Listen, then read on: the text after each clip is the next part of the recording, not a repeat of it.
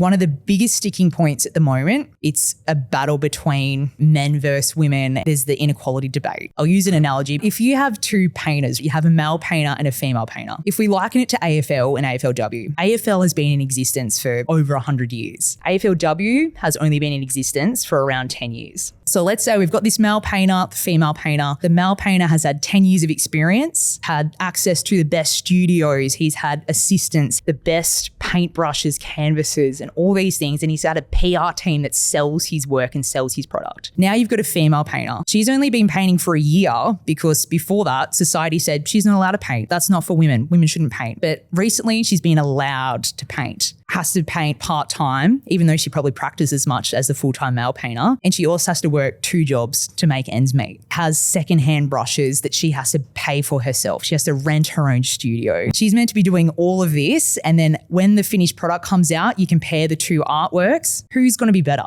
Of course, it's going to be the male who has had the experience, the resources, and the backing. That it almost sounds absurd. That's exactly what we're doing with women's sport. How can we expect women's sport to be at men's levels output without the men's level investment? You cannot judge the art until you fully fund the studio. We don't want to compare it to the men's sport. The women's brand and the men's brand is completely different. Don't judge us by how the men are going. Judge us by how far we've come in 10 years. That's the real point of difference. As soon as we can start to look at it like that and not such an attack on like it's us versus them, it's men versus women, because it's not. It's going to take the whole community to promote women's sport.